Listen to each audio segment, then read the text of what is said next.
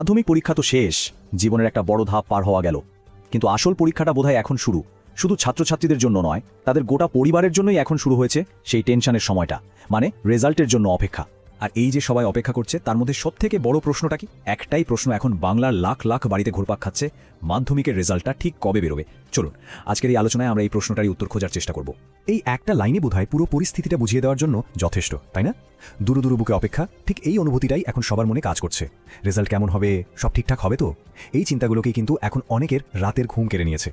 আচ্ছা, তাহলে আসুন ব্যাপারটাকে একটু কাটাছেঁড়া করা যাক। ঠিক কি কি বিষয়ের উপর নির্ভর করছে এই বছরের রেজাল্টের তারিখটা, আর আমরা মোটামুটি কবে নাগাদ রেজাল্টটা হাতে পাবো বলে আশা করতে পারি?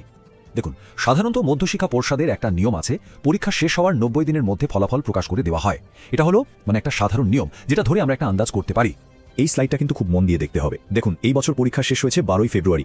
ওই 90 দিনের হিসেবটা যদি আমরা ধরি, তাহলে সময়টা দাঁড়াচ্ছে মে মাসের মাঝামাঝি। কিন্তু এর মধ্যে একটা বড় ফ্যাক্টর ঢুকে পড়েছে, সেটা হলো বিধানসভা নির্বাচন, যার ফলাফল ঘোষণা হবে 4 মে। তো সব মিলিয়ে অঙ্কটা কি দাঁড়াচ্ছে? একটা জোরালো সম্ভাবনা তৈরি হচ্ছে যে ভোটের সব মিটে যাওয়ার পরেই, অর্থাৎ মে মাসের মাঝামাঝি সময়েই মাধ্যমিকের ফল প্রকাশ হতে পারে। গত বছরের সঙ্গে যদি একটু মিলিয়ে দেখি, তাহলে ব্যাপারটা আরও পরিষ্কার হবে। দেখুন, 2025 সালে ফলাফল বেরিয়েছিল 2 মে, কিন্তু এবছর যেমনটা আলোচনা করলাম, নির্বাচনের কারণে একটু দেরি হওয়ার সম্ভাবনা রয়েছে। তার মানে চিন্তার কিছু নেই, এই যে দেরিটা হচ্ছে তার একটা পরিষ্কার কারণ কিন্তু আমাদের সামনে আছে। রেজাল্ট কবে বেরোবে তার একটা আন্দাজ তো পাওয়া গেল, কিন্তু যেদিন বেরোবে সেদিন সবচেয়ে আগে আর সবচেয়ে সহজে কিভাবে দেখবেন, চলুন এবার সেই পদ্ধতিটা একটু চালিয়ে নেওয়া যাক। মধ্যশিক্ষা পর্ষদ কিন্তু কয়েকটা অফিসিয়াল ওয়েবসাইট আর একটা অ্যাপের কথা বলে দিয়েছে।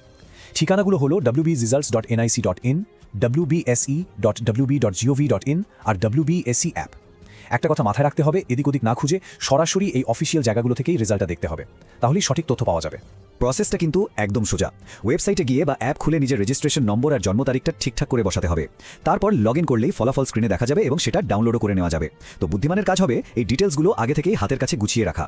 আচ্ছা, এই বছরের পরীক্ষার্থীরা তো রেজাল্টের জন্য অপেক্ষা করছে, কিন্তু মধ্যশিক্ষা পর্ষদ এর মধ্যেই ভবিষ্যতের পরীক্ষার্থীদের কথা ভাবা শুরু করে দিয়েছে। আর সেখান থেকেই একটা খুব বড় খবর আসছে, মাধ্যমিকের সিলেবাসে বেশ কিছু পরিবর্তন আসতে চলেছে।